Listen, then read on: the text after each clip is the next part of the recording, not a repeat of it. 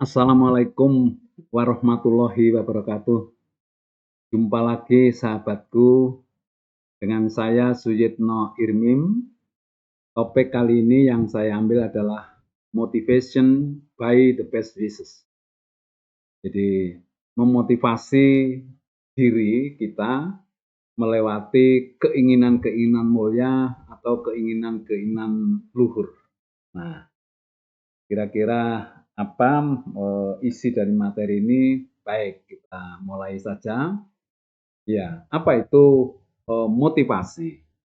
Motivasi adalah satu keinginan atau daya dorong untuk kita melakukan sesuatu, melakukan satu kegiatan gitu. Daya dorong, bagaimana kita mendorong diri kita ini atau terdorong oleh sesuatu keinginan, satu kemauan untuk melaksanakan satu kegiatan. Itu yang namanya motivasi.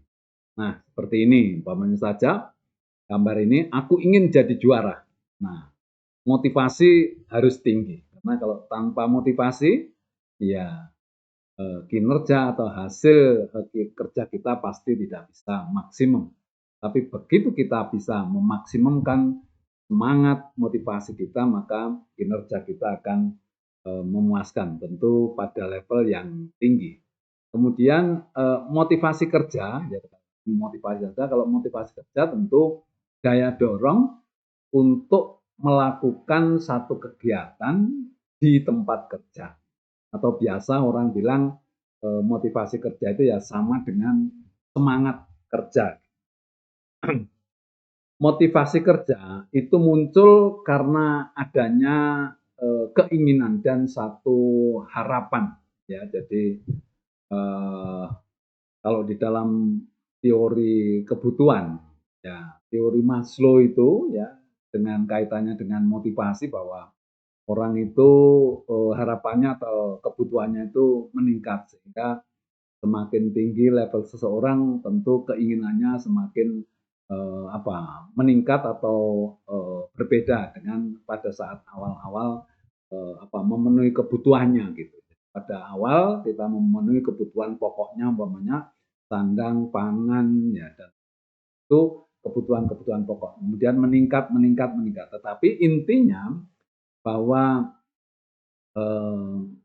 yang namanya motivasi itu muncul ya timbul karena adanya satu keinginan dan harapan. Gitu. Jadi tidak ada satu kegiatan yang kita lakukan tanpa adanya keinginan dan harapan. Jadi ada sesuatu yang diinginkan, ada sesuatu yang diharapkan sehingga dia terdorong untuk melakukan itu. Ya. Nah, sekarang itu yang menurut saya sangat penting itu keinginan dan harapan itu bagaimana diarahkan kepada hal-hal yang bersifat nantinya bisa membangkitkan motivasi secara kontinu, stabil, dan stabil tinggi gitu lah. Itu motivasi atau keinginan-keinginan dan harapan apa yang akan kita setting di dalam diri kita supaya motivasi kita bisa tadi stabil tinggi. Tidak ada kegiatan sekecil apapun yang kita lakukan tanpa adanya keinginan atau harapan. Kemudian keinginan dan harapan masing-masing orang itu berbeda. Jadi motivasinya orang melakukan sesuatu kegiatan yang sama itu sebetulnya keinginan dan harapannya bisa berbeda gitu. Ya. Walaupun pekerjaan atau kegiatan yang dilakukan sama. Kemudian dalam bahasa Jawa kita ini sering mendengar bahwa keinginan dan harapan itu disebut dengan pamrih. Pamrih. Jadi ada sesuatu yang diharapkan, ada sesuatu yang diinginkan. Nah, orang ini sering mengatakan bahwa kita kalau melakukan kegiatan atau pekerjaan itu harus ikhlas gitu. Nah, ini seringkali dikaitkan dengan yang namanya pamrih atau harapan ya atau keinginan itu. Nah, biasanya orang memberikan satu definisi bahwa yang namanya ikhlas itu adalah melakukan sesuatu tanpa pamrih begitu. Nah, ini mungkin kurang tepat gitu ya, kurang tepat itu. Jadi apa ya, yang namanya keinginan dan harapan itu justru harus ada itu, harus ada. Kalau tidak ada itu nanti motivasinya kurang gitu, artinya apa? Mungkin malah tidak ada karena tidak ada yang diharapkan. Jadi mungkin kata-kata itu atau statement itu salah kaprah gitu ya. Nah ini mungkin kita coba kita luruskan, kita arahkan ke hal yang seharusnya itu seperti apa. Jadi kita dalam melakukan sesuatu kegiatan ya itu pasti ada sesuatu yang diinginkan dan diharapkan ya. Nah, sekarang yang namanya ikhlas itu seperti apa gitu. Sehingga kita nanti bisa nggak salah arah gitu. Karena begitu kita ini niatan, keikhlasan itu salah gitu lah, maka nilai kebarokahan, nilai ibadah dari apa yang kita lakukan itu menjadi berkurang dan bahkan tidak ada. Nah, oleh karena itu sekarang harus kita luruskan bahwa semua yang dikerjakan atau semua yang kita kerjakan itu pasti ada keinginan dan pamrihnya. Sekarang yang namanya ikhlas itu seperti apa? Nah, ini mungkin kita apa ya? Kita sampaikan bahwa ikhlas yang dimaksud di dalam sebetulnya kata ikhlas itu banyak disinggung, banyak dibicarakan hal-hal yang terkait dengan spiritualitas atau agama gitu. Sehingga yang namanya ikhlas ya melakukan sesuatu kegiatan itu harus kita harus kita relakan, artinya kita ikhlas bahwa kita melakukan pekerjaan itu demi siapa gitu, untuk siapa. Nah, itu kan mesti ada harapannya gitu. Jadi tidak mungkin kita melakukan sesuatu itu tanpa ada harapan ya. Nah, ini harus diluruskan harapannya kepada siapa. Jadi ikhlas itu adalah pamrih hanya kepada Allah. Nah, itu yang namanya ikhlas. Jadi tetap ada pamrih karena kita melakukan sesuatu apapun yang kita lakukan mulai dari ibadah ritual, sholat, puasa, sedekah dan waduh semuanya itu pasti ada yang diharapkan, pasti ada yang diinginkan supaya mendapatkan ridho Allah. Jadi kita melakukan sesuatu itu dikatakan ikhlas kalau itu ditujukan kepada itu intinya itu seperti itu. Nah, nanti ya yang kita bahas di dalam topik kali ini karena ini kan judulnya motivasi atau memotivasi diri kita itu melalui keinginan-keinginan luhur lah. Keinginan-keinginan luhur ini nanti akan dikaitkan dengan niatan atau tujuan kita melakukan sesuatu itu ya karena ikhlas tadi itu karena Allah tadi itu. Nah, tetapi ada di belakangnya itu kan ada tujuan-tujuan yang bersifat spesifik gitu. Jadi maksudnya begini. Jadi kalau kita ini melakukan satu kegiatan itu kan harus niatnya itu harus yang paling top, yang besar, yang utama gitu. Itu harus ditujukan karena Allah gitu. Tetapi nanti tujuan-tujuan ikutannya itu bisa saja. Jadi tujuan itu bisa jamak, niat itu bisa jamak. Ya. Pertama karena Allah, tapi kedua contoh yang gampang itu begini. Kalau kita ini bekerja, tujuannya karena Allah. Pekerjaannya adalah ibadah, tetapi bahwa kita ini bekerja tujuannya juga ingin mencari rezeki yang halal yang akan digunakan untuk kehidupan keluarga dan anak istri begitu ya. Nah, ini terus kemudian juga ada tujuan bahwa nanti rezekinya akan saya gunakan untuk menyekolahkan anak sehingga anak nanti bisa pandai, bisa nanti juga bermanfaat bagi nusa dan bangsa juga agama. Nah, itu adalah tujuan-tujuan turunannya. Jadi tujuan-tujuan yang mengikuti tujuan utamanya ya. Bekerja ini karena Allah. Nah, ini nanti akan banyak terkait dengan keinginan-keinginan luhur ya di dalam kita melakukan kegiatan sehingga nanti itu yang akan memunculkan motivasi atau memunculkan semangat kerja. Baik, kita teruskan aja. Jadi tidak ada kegiatan itu yang tanpa pamrih gitu ya, semua pamrih. Motivasi yang muncul karena keinginan yang datangnya dari luar diri kita ya disebut external motivation. Jadi maksudnya Jadi kita ini ada satu dorongan semangat, tetapi munculnya ini karena datangnya sesuatu dari luar. Gitu. Ya, memang nanti sebetulnya juga yang internal motivation pun juga dari luar karena ini kaitannya dengan Allah. Cuma sekarang ini kita bedakan karena Allah itu nanti akan muncul dari keinginan diri sendiri. Tetapi kalau yang ini dimaksudkan bahwa datangnya motivasi itu karena pengaruh dari luar. Ya, apa itu? Nanti kita terangkan. Kemudian yang kedua, motivasi yang muncul karena keinginan yang datangnya dari dalam diri sendiri kita, itu disebut internal motivation. Jadi motivasi karena munculnya itu adanya satu kesadaran, ya karena kita berpikir, merenung, kemudian kita ini menyadari bahwa apa yang harus kita lakukan ini tujuannya apa, niatnya karena apa, lah itu muncul betul-betul dari dalam diri sendiri dan karena kesadaran yang tinggi gitu. Ya itu namanya internal motivation gitu. Jadi muncul ya dari kesadaran dari dalam diri sendiri. Kalau yang eksternal tadi karena ada pengaruh-pengaruh dari luar yang mempengaruhi kita gitu. Ya. Contoh eksternal motivation itu seperti begini. Di dalam perusahaan kita ini biasanya ada yang namanya sistem reward and punishment. Nah ini sebetulnya tujuan utamanya untuk membangkitkan semangat kerja para karyawannya, anggota organisasinya supaya semangat diberilah satu sistem yang namanya reward and punishment. Siapa yang bekerja dengan baik akan diberikan hadiah, penghargaan, siapa yang bekerja jelek akan diberikan sanksi. Ya. Itu artinya bahwa semangat kita melakukan sesuatu, motivasi kerja ini karena adanya satu reward. Ya, kalau kita ada kepingin dapat reward, saya harus bekerja baik, ya, gitu. Ya, jadi munculnya karena ada reward ini. Kemudian kalau kita bekerja tidak baik, berarti kena sanksi. Supaya kita tidak kena sanksi, maka kita harus bekerja dengan baik. Jadi semangatnya karena itu. Ya, jadi reward and punishment itu adalah contoh external motivation. Ya.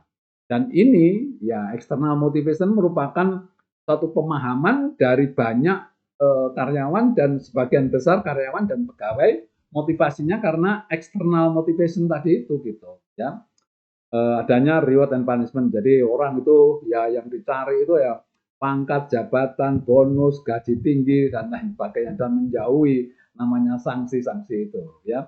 Kemudian yang kedua contoh external motivation adalah pengaruh kepemimpinan. Jadi kita ya memiliki atau muncul motivasi kerja ini karena pengaruh pemimpin kita gitu. Jadi kalau pemimpinnya baik, kita bekerja dengan semangat. Kalau pemimpinnya jelek, ya kebetulan suasananya tidak enak, ya kita agak ngelupro, ya kecewa dan lain sebagainya.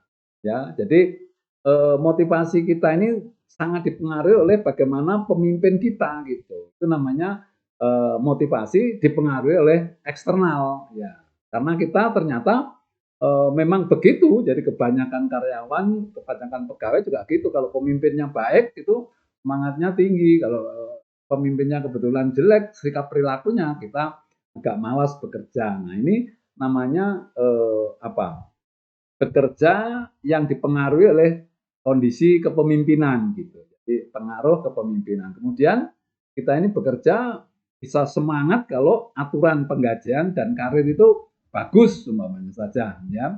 Kemudian budaya kerja juga mempengaruhi artinya bagaimana situasi di luar diri kita ini terutama di dalam kerja ini budayanya kayak apa. Itu baik kita ya kerasan, seneng kerja juga enak gitu. Nah, kemudian melihat jadi kita ini bisa semangat kalau umpamanya saja perusahaan yang kita di mana kita bekerja itu prospeknya bagus dan eksistensi organisasi itu juga bagus ya sehingga kita bekerjanya semangat.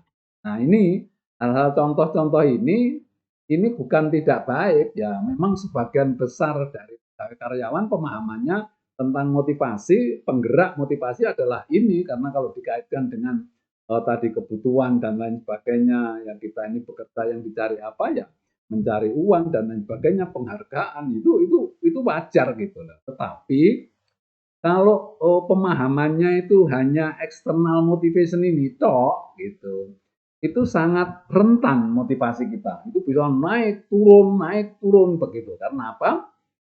Karena ternyata motivasi kita sangat terpengaruh bagaimana pengaruh kondisi luar itu, termasuk ada tidaknya reward and punishment, kemudian pimpinannya bagaimana, itu kan tergantung luar, bukan dari kita sendiri gitu ya. Sehingga ini menimbulkan sesuatu yang memungkinkan motivasi kita ini naik, suatu saat turun ya terus. Jadi sifatnya fluktuatif sekali gitu.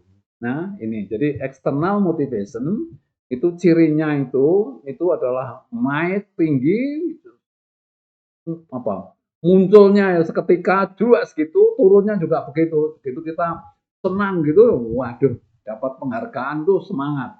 Begitu ada rasa kecewa, dia turun drastis gitu. Jadi seperti geraji gitu, naik, turun, naik, turun, naik, turun. Nah, ini tentunya tidak kita inginkan. Ini harus ada penyeimbangnya, harus ada yang menstabilkan. Stabilisernya harus ada ini gitu. Nah, itu nanti yang dikombinasikan dengan yang namanya internal motivation. Jadi internal motivation itu adalah satu motivasi semangat kerja yang muncul dari diri kita sendiri ya, yang itu menumbuhkan semangat itu semata-mata didasarkan pada satu kesadaran bahwa kita betul-betul memahami sesuatu, terutama hal yang terkait dengan tanggung jawab secara spiritualitas dan lain sebagainya, nanti akan ke sana.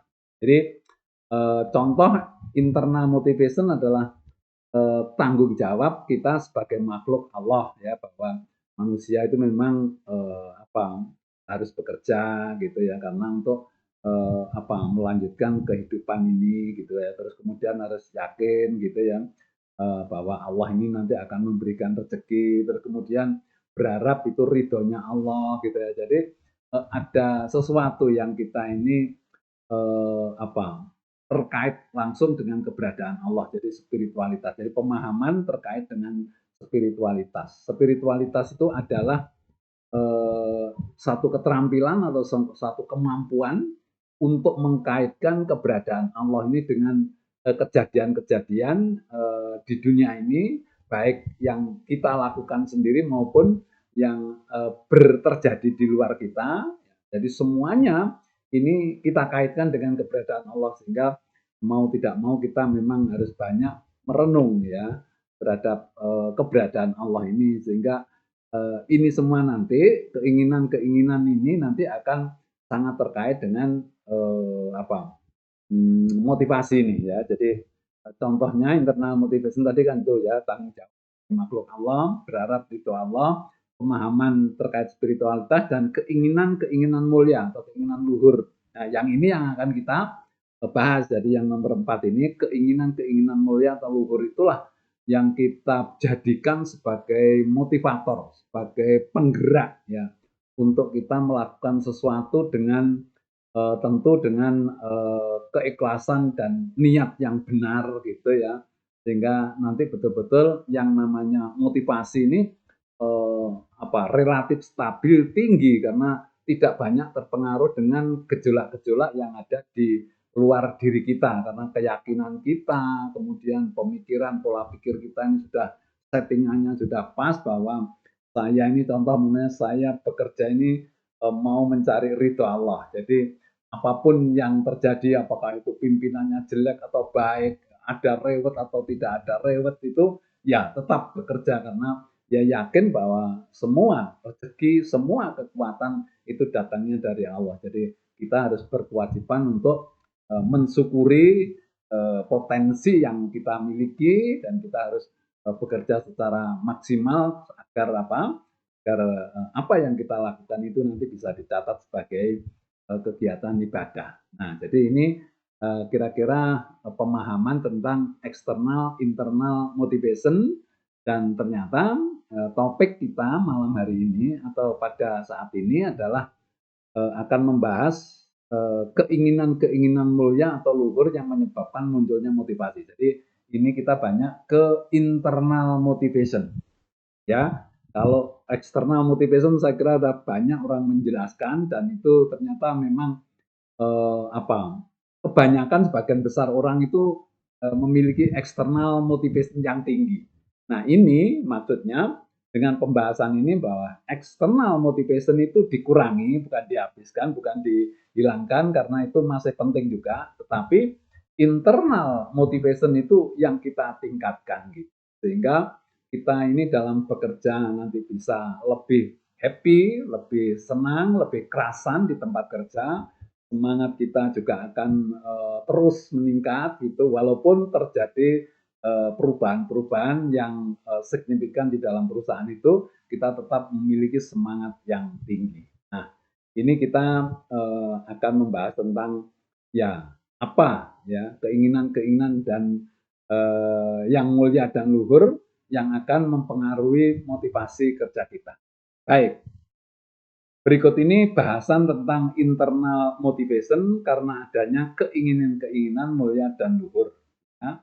Yang pertama itu adalah kita men-setting bahwa eh, prinsip kita bahwa aku ingin bermanfaat bagi orang lain. Jadi kalau kita ini sudah memiliki prinsip aku ingin bermanfaat bagi orang lain, jadi akan berusaha sekuat tenaga tentunya untuk bisa melakukan sesuatu lah.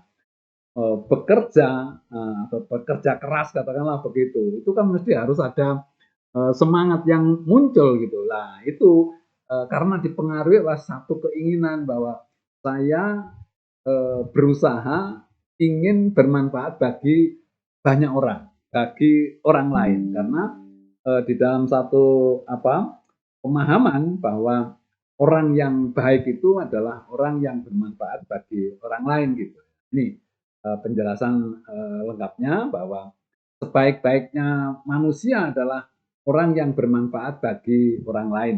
Ya, jadi kita sebetulnya prinsip ini memang harus begitu ditanamkan sehingga kita ini paham bahwa hidup ini sebetulnya bukan untuk diri kita sendiri, tetapi justru yang banyak itu hidup kita ini adalah bagaimana keberadaan kita ini bermanfaat bagi orang lain. Karena kalau kita ini bermanfaat bagi orang lain, maka apa yang kita lakukan, apa yang kita kerjakan itu bernilai sangat tinggi, bernilai ibadahnya sangat tinggi gitu. Karena kita ini paham ya dan memang kita kepingin ya bermanfaat bagi orang lain, maka mau tidak mau ya semangat kita akan muncul untuk melakukan satu kegiatan gitu. Kemudian bermanfaat bagi orang lain sekaligus bermanfaat bagi diri kita sendiri. Jadi kalau kita ini melakukan sesuatu yang bermanfaat bagi orang lain, sebetulnya itu sudah sekaligus pasti akan bermanfaat bagi diri kita sendiri karena nanti balasannya itu tentu untuk diri kita sendiri. Ya balasan tentu dari Allah, baik itu di dunia maupun nanti di akhirat. Kemudian kontribusi kinerja yang maksimal. Jadi kalau kita ini kepingin bermanfaat bagi orang lain, itu kan kalau di tempat kerja, itu kan bagaimana kita berusaha untuk memberikan kontribusi di tempat kerja itu sebaik mungkin karena nanti urut-urutannya kalau kinerja kita ini atau kinerja perusahaan itu baik karena kontribusi kita maksimal, maka perusahaan ini akan menghasilkan satu produk atau sesuatu yang bermanfaat bagi banyak orang gitu loh.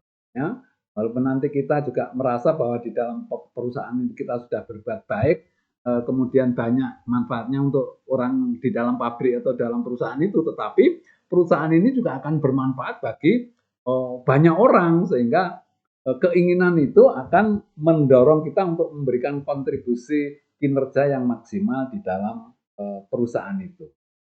Kemudian memaksimalkan kemampuan dan kemauan. Jadi kita sadar bahwa untuk bisa memberikan kontribusi kinerja yang maksimal bukan salah satu ya. Jadi syaratnya ya atau bisa terlaksana kalau kita ini bisa memaksimalkan kemampuan. Jadi kita ini memiliki satu kemampuan, memiliki potensi ya Tetapi kalau tidak dibarengi dengan kemauan atau semangat atau motivasi, maka nggak akan bisa menjadi karya, tidak menjadi kinerja gitu. Sehingga kita kalau kepingin bermanfaat bagi orang lain tentu akan memaksimalkan potensi, terus belajar, kemudian motivasi akan terus kita tingkatkan gitu. Jadi semangat akan muncul ya karena keinginan tadi. Kemudian memelihara motivasi stabil tinggi ya. Kita sadar bahwa kinerja itu kan gabungan dari potensi kali motivasi, kemampuan kali kemauan gitu ya. Sehingga untuk bisa mendapatkan kinerja yang tinggi, ya namanya motivasi harus dipelihara stabil tinggi. Karena ini kenapa kok harus dipelihara ini motivasi ini? Karena motivasi itu memiliki apa ya sifat fluktuatif, naik turun gitu, tergantung dari perasaan kita. Sehingga kita harus memeliharanya gitu ya. Jadi harus kita pelihara motivasi stabil tinggi. Kemudian mengendalikan perasaan tadi itu karena motivasi itu terkait dengan perasaan, maka kita harus mampu mengelola atau mengendalikan perasaan. Kemudian senang melihat orang lain bisa menikmati karya kita gitu. Nah, kalau paham kita bisa berbuat sesuatu yang baik kemudian bisa dinikmati ya oleh banyak orang gitu ya, itu kita merasa senang, itu akan terdorong gitu motivasi kita ya. Jadi yang pertama ini tadi yaitu keinginan untuk bermanfaat bagi orang lain itu akan menambah semangat kerja kita. Kemudian yang kedua, keinginan apa yang kedua? Yang kedua adalah aku ingin menjadi teladan bagi orang lain. Nah, ini kan keinginan-keinginan yang luhur kan ini, keinginan-keinginan mulia gitu. Ingin menjadi teladan bagi orang lain. Nah, ini akan membangun semangat kita. Kenapa? Karena orang kalau kepingin ditiru, ya, diteladani, dicontoh orang lain, pasti melakukan sesuatu yang baik. Nih penjelasannya bahwa teladan tentu untuk hal-hal yang positif gitu ya. Terus kemudian juga berusaha mengerjakan tugas sesuai dengan SOP ya di tempat kerja karena kita kepingin ditiru, dicontoh orang lain tentu kita berusaha mengerjakan satu tugas itu sesuai dengan SOP.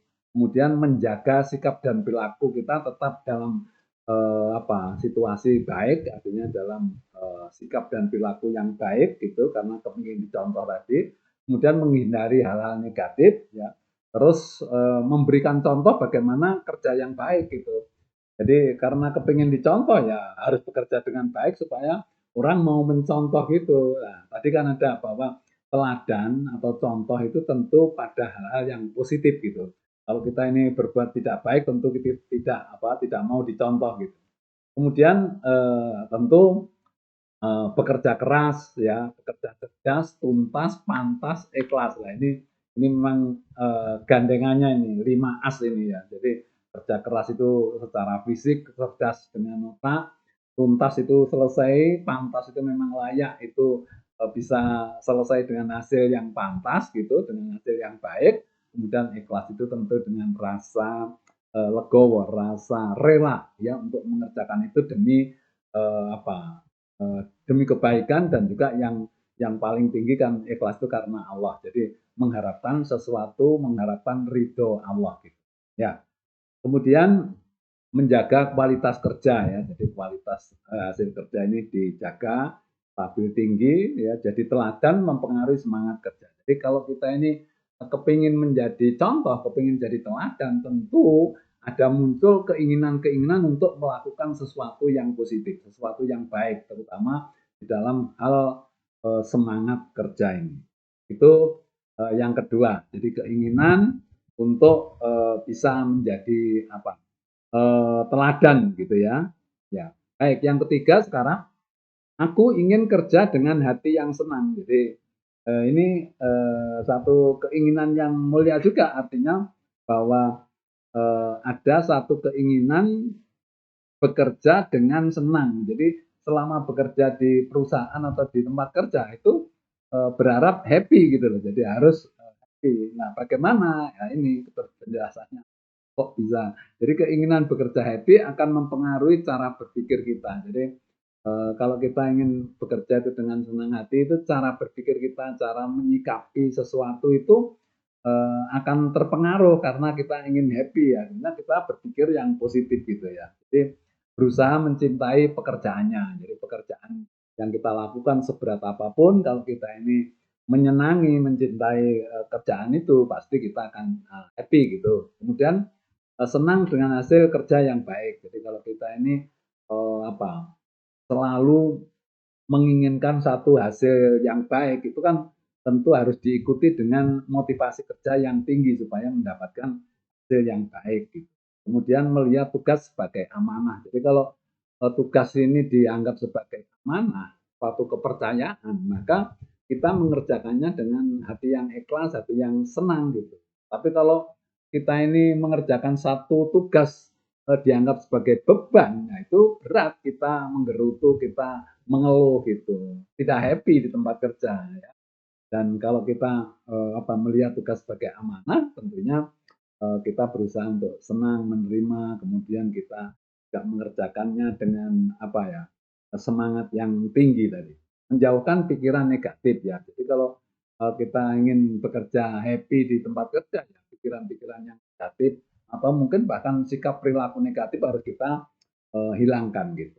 Kemudian kesulitan dianggap tantangan yang menyenangkan. Jadi kalau kita ini menghadapi kesulitan di tempat kerja, ya bagi orang yang yang kepingin bekerja itu happy di tempat kerja, kesulitan-kesulitan yang ada di tempat kerja itu dianggap satu tantangan, tetapi tantangan yang menyenangkan, yang memberikan dorongan semangat kita untuk melakukan kegiatan atau melakukan kerja ini lebih keras lagi gitu, ya lebih semangat lagi.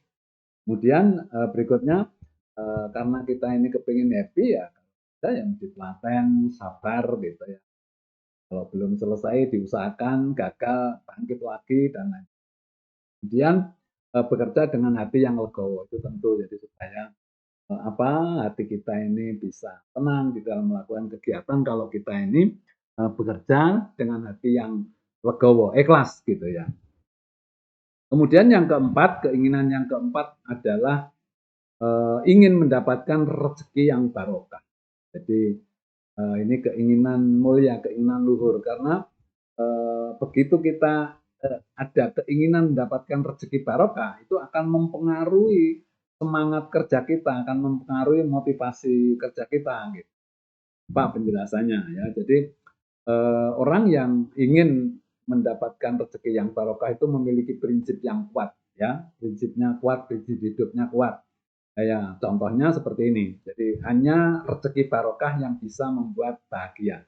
Artinya bahwa orang ini ingin membawa pulang itu rezeki yang barokah yang dipakai untuk menghidupi anak istri. Nah, rezeki barokah itu tentu didapatkan dari bekerja dengan sungguh-sungguh, ya bekerja dengan semaksimal mungkin, mengeluarkan seluruh potensi, mengeluarkan seluruh motivasinya untuk melakukan satu kegiatan sehingga didapatkan hasil kerja yang baik, sehingga hasil kerja yang baik ini mengimbangi gaji yang kita terima atau rezeki yang kita terima. Ya, rezeki yang kita terima itu baru bisa barokah kalau kita ini memang melakukannya dengan maksimal, artinya melakukan dengan motivasi yang tinggi.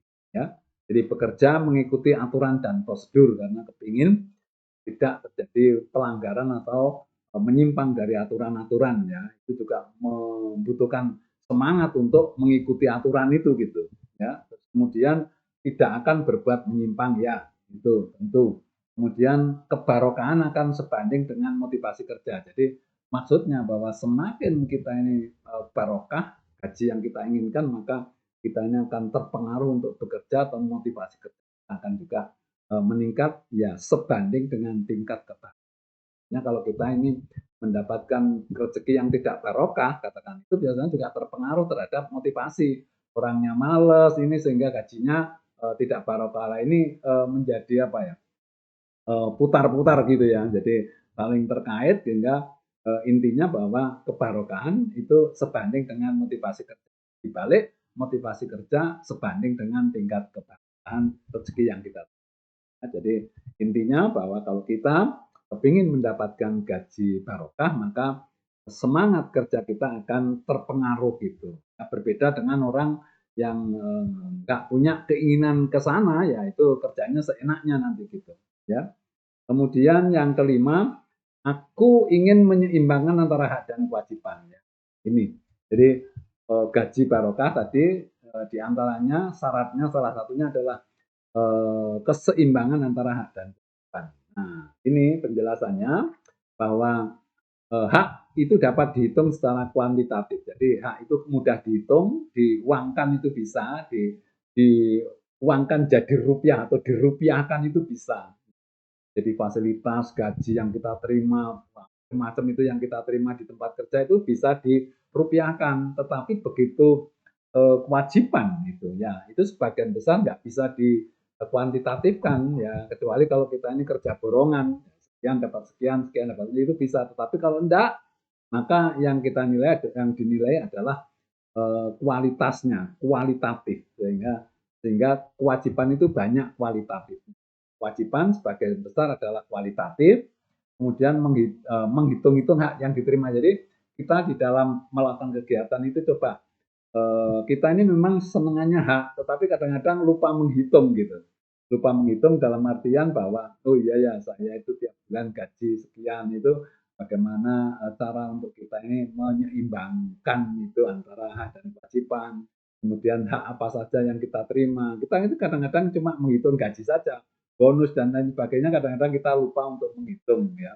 Kemudian fasilitas yang lain, katakanlah kita dapat perumahan, dapat mobil, dapat kendaraan, nah itu tidak pernah kita hitung, sehingga kita ini dalam meningkatkan semangat kerja ini kurang karena kita tidak bisa membayangkan kewajiban apa yang harus saya lakukan untuk mengimbangi hak yang saya terima. Kalau kita bisa menghitung seluruh hak mulai dari kita bekerja sampai itu nanti mati, karena ada orang yang sudah pensiun juga mendapatkan tunjangan pensiun, itu kan berarti haknya itu sampai mati itu diberikan ya. Kapan kewajiban dilaksanakan? Itu pada saat kita masih aktif. Nah itu yang mendorong kita untuk, makanya keinginan-keinginan ini kalau belum ada nanti justru harus diadakan gitu, harus dimunculkan supaya semangat kita itu muncul atau meningkat karena adanya keinginan-keinginan itu. Jadi ini saya berikan materi ini bagi kita-kita yang belum atau belum punya keinginan seperti ini harus dimunculkan, memang harus dibangkitkan satu keinginan seperti apa yang nanti saya jelaskan, mungkin nanti ada 15 item gitu ya, itu dimunculkan supaya semangat kita ini nanti tidak tergantung kepada external motivation tadi itu ya, yang namanya reward and punishment kepemimpinan itu nanti itu sedikit gitu. Nah, yang besar, yang porsinya prosentasenya besar itu nanti adalah internal motivation. Jadi motivasi kita akan relatif lebih stabil nanti. Kemudian kewajiban hanya bisa dilakukan saat aktif. Jadi kalau tadi hak bisa diterima sampai kita meninggal lama ya, kemudian kewajiban hanya bisa dilakukan saat aktif. Nah, selalu berpikir bekerja secara maksimal dengan memaksimalkan motivasi. Jadi intinya bahwa motivasi ini karena sifatnya itu naik turun, maka kita harus memeliharanya, harus menjaga kestabilan ini, karena nanti motivasi akan sangat dipengaruhi oleh perasaan-perasaan dan juga rasa yang kita muncul karena perubahan di sekitar kita ini. Nah itu harus kita kita jaga, kita pelihara supaya tetap stabil ya, karena kita harus punya prinsip bahwa ternyata karena kinerja ini sangat tergantung sama motivasi, berarti motivasi harus dijaga. Ya, karena gaji kita ini akan barokah kalau kinerjanya baik, maka kinerja harus dijaga. Kinerja harus dijaga, motivasi yang harus dijaga. Jadi saling putar-putar gitu, yang intinya motivasi ini paling penting nanti gitu. Dan kemudian yang keenam adalah keinginan perusahaannya maju berkembang. Jadi banyak orang yang tidak peduli, padahal kita ini kerjanya di perusahaan katakanlah atau di instansi itu. Tapi orang juga kadang-kadang tidak mikir bagaimana perusahaannya itu keberadaannya, apakah maju, apakah berkembang, atau mungkin malah dengan adanya perubahan-perubahan ini akan tergilas gitu. Ya enggak mikir, enggak begitu peduli, pokoknya saya pekerjaan saya ini ya ini gitu. Tapi ini membangkitkan satu keinginan di mana nanti juga akan banyak membantu ini semangat munculnya semangat ini kalau kita ini kepingin tempat kerja kita ini maju berkembang. Nah, ini. Kemudian penjelasannya selalu berpikir bagaimana perusahaannya itu bisa maju terus, ya. Tidak asal kerja, ya. Senang melihat perusahaannya maju, tentu kinerja perusahaan itu untuk bisa maju harus banyak atau seluruh karyawan itu harus berpikir dan bekerja dengan semangat tinggi. Berusaha tidak menjadi bagian dari masalah gitu. Kita ini supaya tidak membebani perusahaan, justru malah kita ini menjadi bagian yang bisa mendukung kemajuan perusahaan. Jadi tidak menjadi bagian dari masalah. Kemudian merasa prihatin jika perusahaannya itu mengalami kesulitan gitu. Ini terkait dengan loyalitas ini sebetulnya ya. Jadi selalu siaga pikiran dan tenaga untuk membantu perusahaan atau tempat kerja. Kemudian kepentingan perusahaan menjadi prioritas. Jadi kalau ada apa-apa ya kepentingan perusahaan itu menjadi nomor satu ya. Itu kita melaksanakan kewajiban dengan baik, insya Allah hak itu akan mengikuti gitu. Ya. Kemudian yang ketujuh adalah ingin menjadi pemecah masalah. Kalau tadi kan kita berusaha untuk tidak menjadi bagian dari masalah. Nah, ini harus kita bangun ya di dalam diri kita. Jadi keinginan untuk menjadi pemecah masalah. Ya. Jadi tidak pernah mau diam. Itu cirinya orang yang ingin menjadi pemecah masalah itu tidak mau diam. Jadi ada saja yang dikerjakan. Selalu mencari kegiatan, ya tidak mau melihat adanya ketidakberesan. Jadi kalau ada sesuatu yang tidak beres, dia itu tidak mau melihat, ini harus diselesaikan. Kemudian hadir dalam setiap ada masalah. Jadi selalu dia kepingin terlibat untuk ikut jadi pemecah masalah pada saat di perusahaan itu ada masalah. Kemudian berpikir bagaimana mencari alternatif solusi untuk menyelesaikan masalah itu. Ya. Kemudian membuang jauh-jauh egonya, ya, dengan dirinya. Ya. Kemudian merasa puas jika mampu menyelesaikan masalah.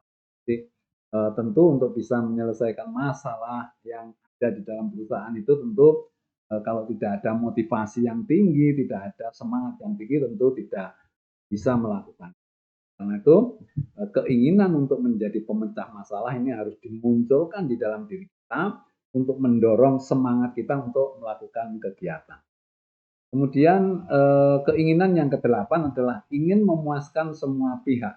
Jadi, di dalam kita melakukan kegiatan di tempat kerja, kita ini kan tempat kerja kita, organisasi kita ini kan stakeholdernya ini banyak gitu ya.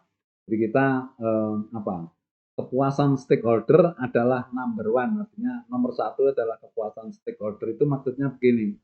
Jadi stakeholder itu bisa pemilik perusahaan ya, kemudian karyawannya gitu, mulai dari direktur sampai tukang sapunya gitu, terus kemudian mitra kerjanya ya, kemudian masyarakat di sekitar pemerintah, itu namanya stakeholder. Jadi kepuasan stakeholder itu menjadi prioritas, menjadi yang nomor satu. Nah, untuk bisa memuaskan kalau tidak punya semangat kan tidak mungkin gitu. Jadi sekup kecil ya dia paling tidak harus berusaha memuaskan atasannya, teman kerjanya satu level dan juga bawah. Itu pada sekup perusahaan yang kecil. Tetapi secara global ya dia harus melakukan suatu usaha supaya kinerjanya ini bagus, mempengaruhi orang lain untuk bekerja bagus, bisa menjadi contoh dan lain sebagainya supaya perusahaannya juga akan memberikan satu hasil yang baik sehingga para stakeholder ini tentunya akan puas. Sadar jika tidak bisa kerja sendiri. Jadi orang yang menyadari bahwa perusahaan ini adalah penting bagi stakeholder, dia merasa juga harus bekerja sama dengan orang lain, jadi tidak bisa bekerja sendiri gitu. Kemudian memiliki prinsip win-win solution, bagaimana menyelesaikan masalah-masalah itu secara menang-menang atau pada enaknya gitu. Jadi sama-sama terselesaikan ya. Ada solusinya yaitu win-win solution. Kemudian kepuasan memacu motivasi kerja. Jadi kalau kita ini mendapatkan satu kepuasan dari eh, apa kita bisa menyelesaikan masalah, ya bisa memuaskan banyak orang gitu, itu akan juga mempengaruhi motivasi kerja kita. Kunci kinerja adalah motivasi, ini saya ulang-ulang terus karena memang apa kita supaya lebih apa pemahaman kita lebih mendalam lagi, lebih cekat lagi bahwa yang namanya motivasi kerja di perusahaan, di tempat kerja kita ini sangat-sangat penting sekali ya, karena itu gampang hitungnya secara matematik. Kinerja itu sama dengan potensi dikalikan dengan motivasi. Kan mudah sekali ini matematikanya ini, rumusannya gampang. Kinerja, hasil kerja itu sama dengan kemampuan dikalikan dengan kemauan. Kemampuan biasanya sudah relatif konstan ya, hanya bisa naik terus kalau kita mau belajar terus itu ya. Jadi tidak naik turun seperti motivasi, tapi kalau motivasi itu naik turun gitu ya. Dan itu seringkali juga tidak bisa orang menyadari bahwa oh pada saat ini saya ini posisi di bawah, di atas, itu kadang-kadang tidak menyadari lah.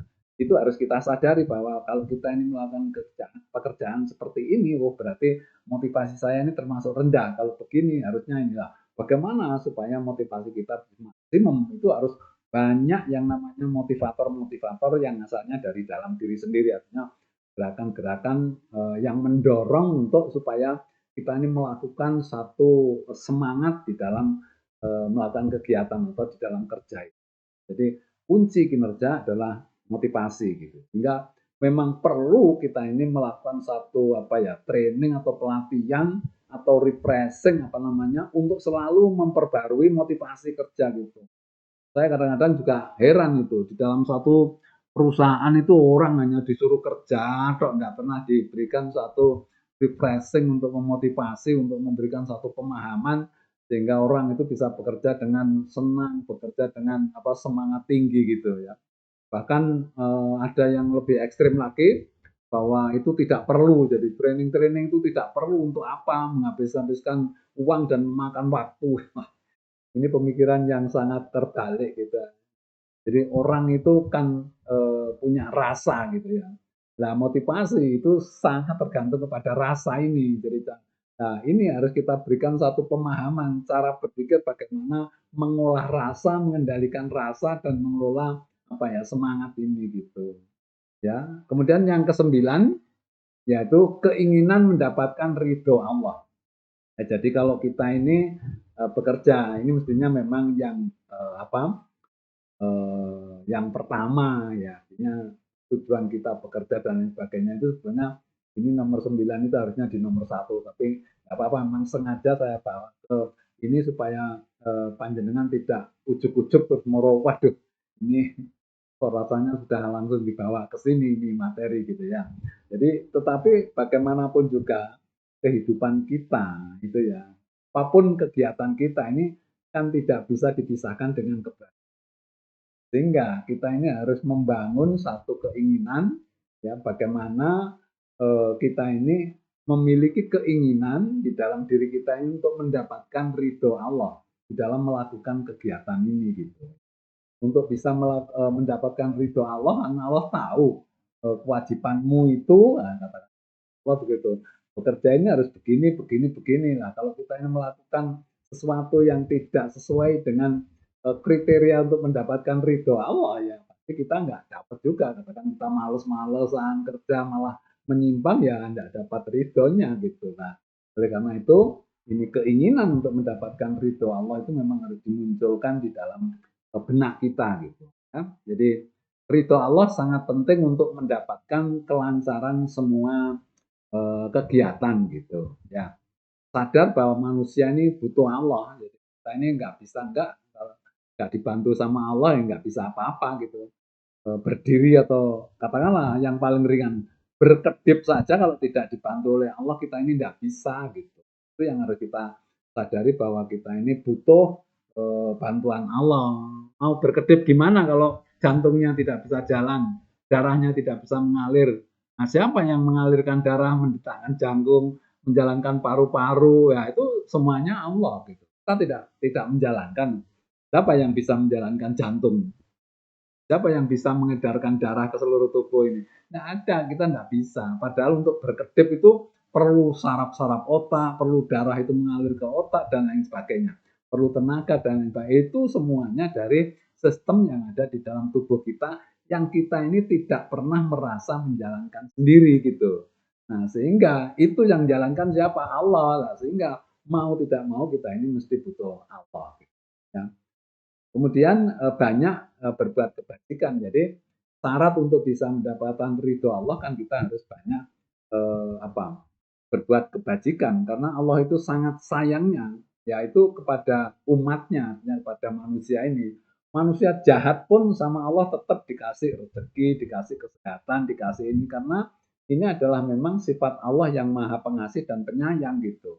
Tetapi bahwa untuk bisa mendapatkan ridho dari Allah itu tentu ada apa ya, syarat-syarat yang sifatnya secara spiritualitas terus mengarah kepada nilai-nilai beribadah gitu. Kemudian salah satu sikap penting adalah membangun motivasi itu, karena Allah juga tahu, paham bahwa kita ini di dalam melakukan kegiatan itu kayak apa, motivasinya itu kayak apa gitu. Kemudian sunatullahnya motivasi tinggi, kinerja juga akan tinggi. Jadi secara sunatullah itu secara hukum alam gitu. Jadi sunatullah itu banyak orang mengatakan hukum alam ya.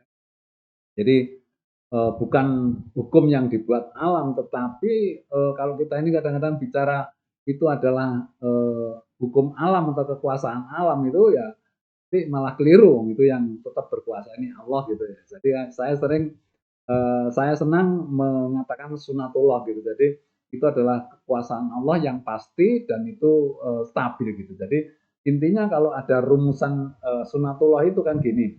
Kalau hemat pangkal kaya kan gitu ngomongnya. Terus kemudian kalau motivasi tinggi ya kinerja mesti tinggi. Kalau kita males ya mungkin kita ini tidak dapat pekerjaan kan gitu. Nah, kalau kita ini memanaskan air pakai api pasti airnya nanti akan mendidih kan gitu. Kalau kita ini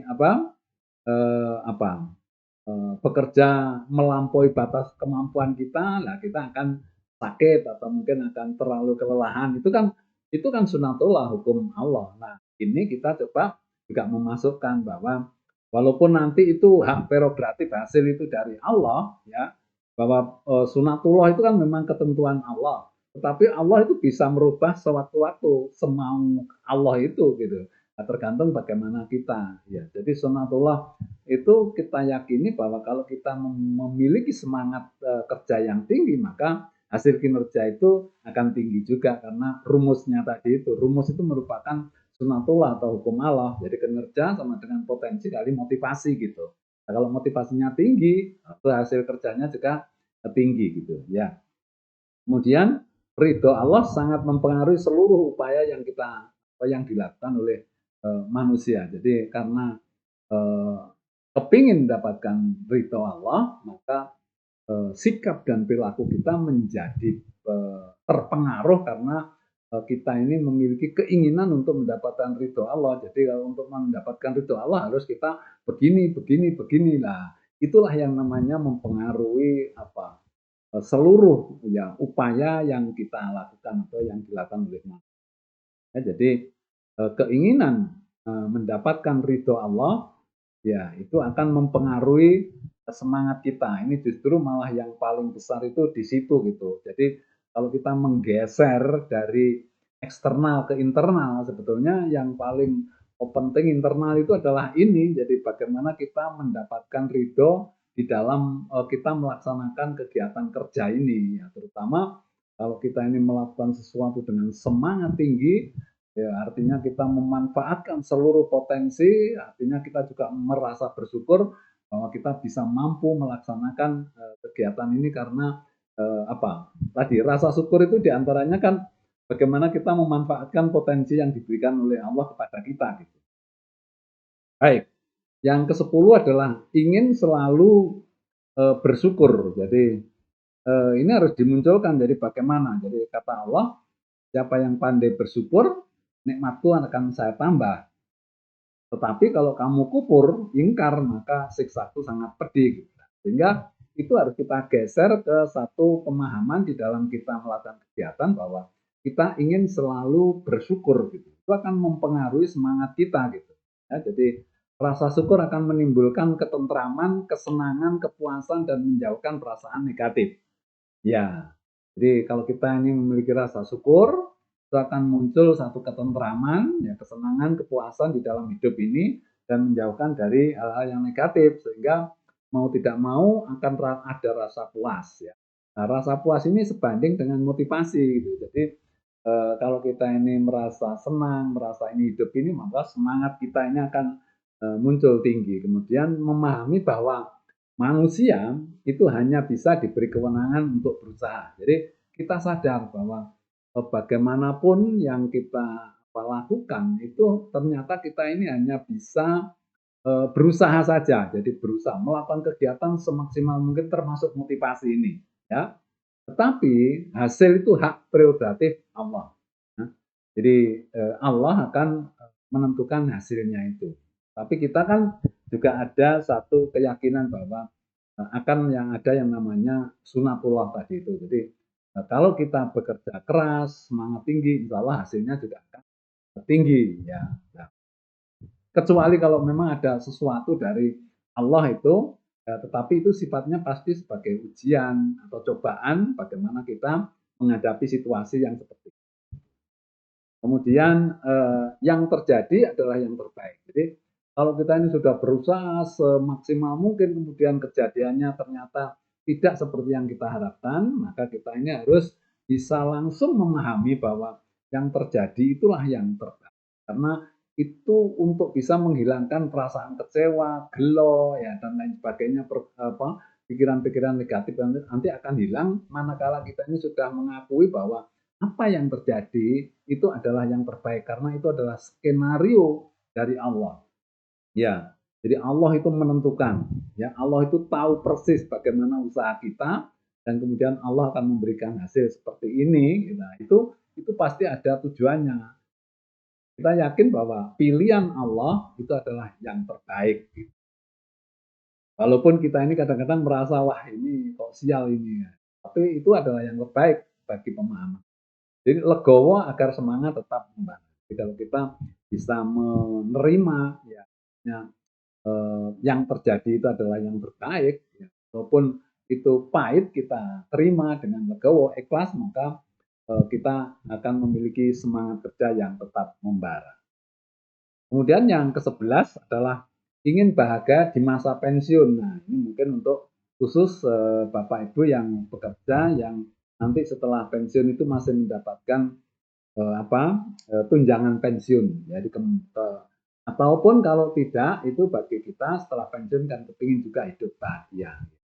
Tapi nanti ada kaitannya dengan hak dan kewajiban pada saat teman-teman ini atau Bapak Ibu kalian yang mendapatkan gaji pensiun. Pensiun adalah berhentinya kerja secara formal, ya, resmi bekerja di suatu instansi, terus kemudian berhenti, ya, terus kemudian kita bekerja di luar. Kemudian kebahagiaan pensiun terkait dengan bagaimana motivasi saat aktif. Nah, ini.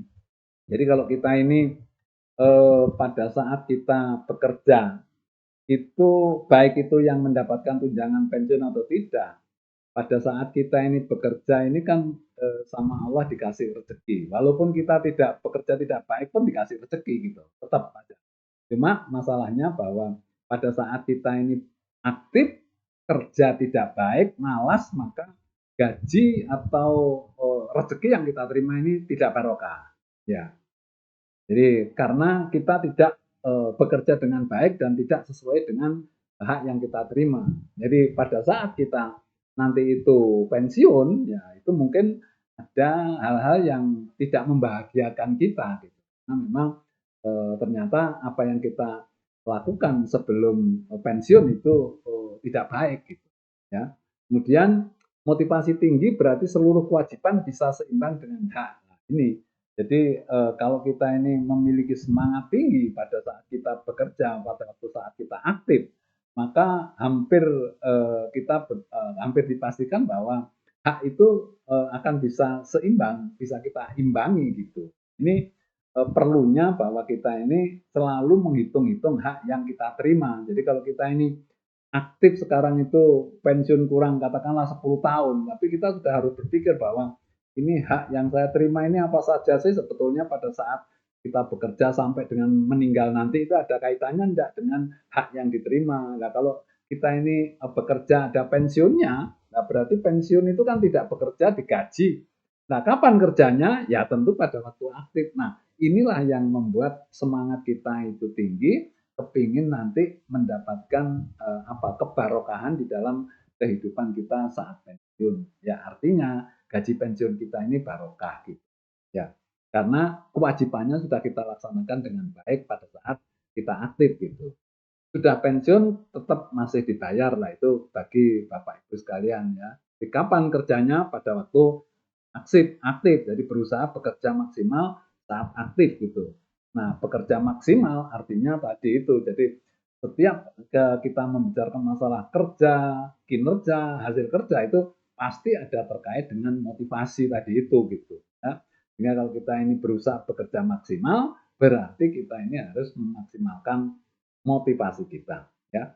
Ini yang terakhir tadi, jika saat aktif kerja maksimal, pensiun terasa bahagia. Jadi apakah itu yang masih mendapatkan tunjangan atau tidak setelah pensiun, setelah dulu pada waktu aktif itu bekerja dengan maksimal, insya Allah akan mendapatkan satu kebahagiaan. Ini satu keinginan, satu keyakinan yang harus dibangun bahwa kita ini kepingin bahagia pada saat kita sudah menjalani masa pensiun. Gitu. Kemudian yang ke-12, reward and punishment bukan nomor satu ya. Jadi makanya tadi saya jelaskan bahwa reward and punishment termasuk external motivation ya. Ini penting ya, ini penting karena memang kehidupan kita ini kadang harus dari gaji, dari pangkat, jabatan itu manusiawi lah gitu. Tapi bukan nomor satu gitu. Ya. Yang nomor satu apa? Ya, yang kaitannya dengan spiritualitas, yang kaitannya dengan ridho Allah dan keinginan-keinginan yang mulia ini justru gitu untuk membangkitkan semangat gitu. Jadi reward and punishment memang penting, tetapi bukan nomor satu. Motivasi yang digerakkan oleh reward and punishment tidak akan stabil, ya. Artinya fluktuatif gitu. Motivasi naik turun berarti kinerja juga naik turun. Sementara gaji relatif stabil. Nah, ini untuk membandingkan bahwa kalau kita ini kinerjanya naik turun pada gaji kita atau hak kita ini stabil naik, ya itu kalau pas turun ya enggak seimbang gitu. Harus dipelihara supaya semangat tetap tinggi. Yang dapat memotivasi yang tepat memotivasi harus digerakkan oleh keinginan-keinginan yang mulia ya ini tadi. Jadi keinginan-keinginan yang mulia yang luhur yang kita bahas sekarang ini harus kita munculkan di dalam benak kita supaya nanti mudah untuk kita jadi motivasi kita ini karena penuh kesadaran gitu ya. Supaya apa? Supaya bisa melaksanakan kerja motivasi itu dengan stabil dan tentu dengan hati yang ikhlas gitu. Dan yang ke-13 adalah ingin berusaha berbuat yang terbaik ya. Jadi, keinginan untuk selalu berbuat yang terbaik, the best itu harus dimunculkan karena itu akan membangkitkan semangat kita gitu. Ini penjelasannya. Tidak mau kerja setengah-setengah ya. Ingin hasil yang terbaik ya. Kemudian baik saja tidak cukup. Jadi orang yang selalu kepingin menjadi terbaik itu baik saja itu tidak cukup ya. Hasil terbaik harus dibarengi dengan motivasi kerja yang tinggi. Keinginan yang kuat untuk mempengaruhi setiap langkah. Jadi keinginan, kemauan kita yang kuat untuk menjadi the best itu akan mempengaruhi setiap langkah kita di dalam melakukan kegiatan. Harapan tinggi tetapi sadar bahwa semua hasil akan sangat ditentukan oleh Allah. Ini artinya ya kita memang memiliki harapan yang tinggi, berusaha semaksimal mungkin, tetapi ya Allah itu yang menentukan hasilnya. Itu yang perlu kita sadari bahwa Allah itu maha kuasa, maha menentukan ya. Sehingga apa yang terjadi nanti harus kita terima ini supaya tidak terjadi rasa kecewa ya. Kalau ternyata apa yang diharapkan tidak terjadi ya. Ini untuk peringatan kita supaya kita ini bisa legowo kalau hasilnya itu tidak sesuai dengan yang kita harapkan. Itu karena hak prerogatif dari Allah. Kemudian yang ke-14 itu ingin memahami bahwa yang terjadi adalah yang terbaik. Seperti tadi itu sudah kita sebagian sudah kita bahas bahwa kalau kita ini memiliki satu pemahaman bahwa yang terjadi saat ini yang terbaik itu tidak gampang kecewa. Kalau kita ini gampang kecewa kan tadi, begitu kecewa kan semangat itu bisa turun karena perasaan itu yang mempengaruhi motivasi kita. Ya. Jadi paham bahwa manusia berusaha, Allah yang menentukan hasil. Yang penting sudah berusaha maksimal, itu yang penting gitu, karena kita hanya diberi kewenangan untuk berusaha. Allah mengatur umatnya yang terbaik, jadi apapun hasilnya itu sebetulnya sudah disetting sama Allah bahwa itu adalah yang terbaik untuk kita itu ya seperti ini gitu. Yang terjadi saat ini adalah yang terbaik, harus diterima dan disyukuri. Ya. Menghindari rasa kecewa dan kufur, ya. Mampu mengelola rasa kecewa akhirnya, ya. Terus kemudian rasa kecewa dirubah menjadi rasa syukur. Itu apa kaitannya dengan kita menganggap yang terjadi adalah yang terbaik. Kemudian yang terakhir ini adalah ingin bekerja bernilai ibadah. Ini sebetulnya topnya ini, artinya tadi itu ya mencari ridho Allah ya, dan ini terkait ya bahwa kita ini bekerja sebetulnya keinginan kita adalah bagaimana selama bekerja di tempat kerja itu bernilai ibadah, itu yang kita, karena apa?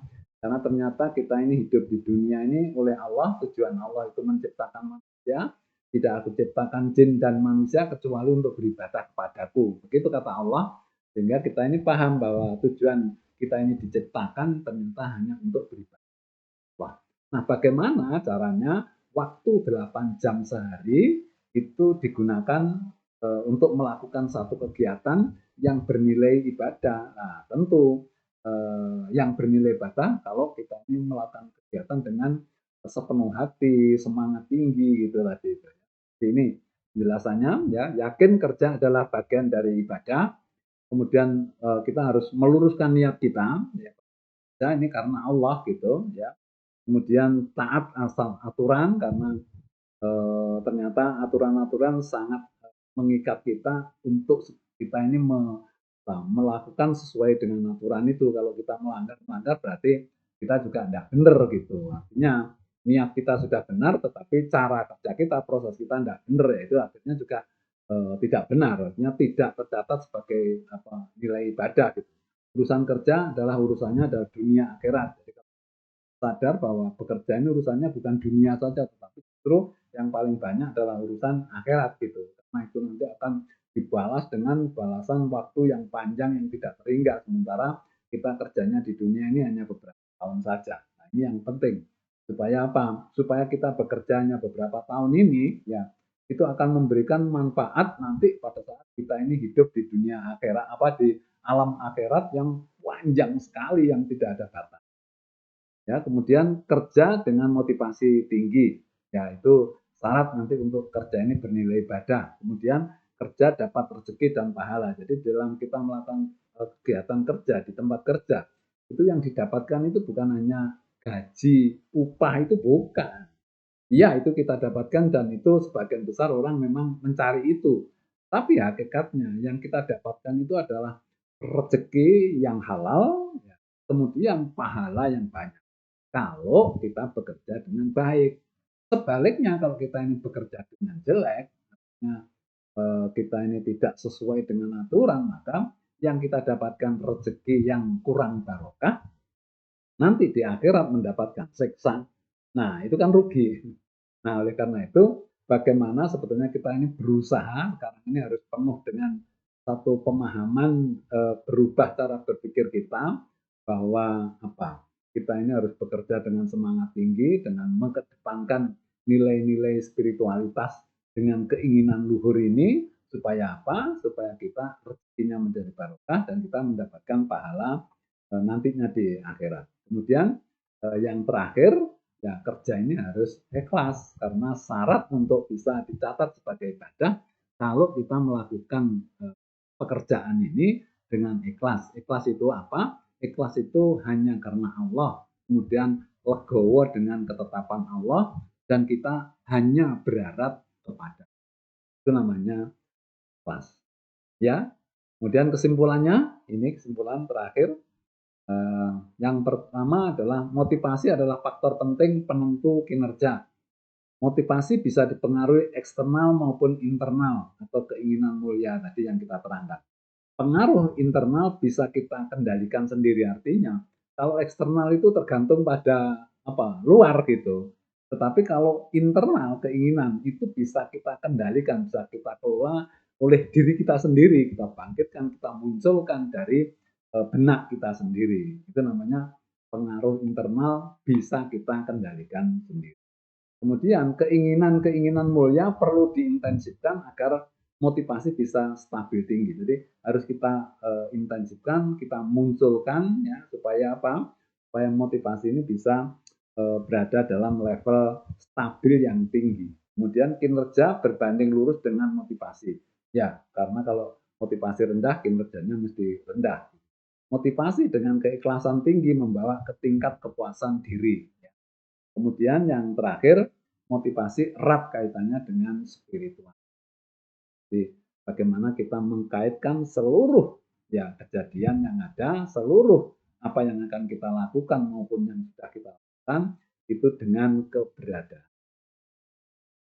Sahabatku, itu kira-kira yang bisa saya jelaskan terkait dengan motivation by the best wishes. Ya, jadi motivasi atau bagaimana memotivasi diri melalui keinginan-keinginan luhur ya yang harus kita munculkan di dalam benak kita sehingga kita bisa menstabilkan, bisa memelihara motivasi kerja kita. Demikian kurang lebihnya mohon maaf. Saya akhiri. Wassalamualaikum warahmatullahi wabarakatuh.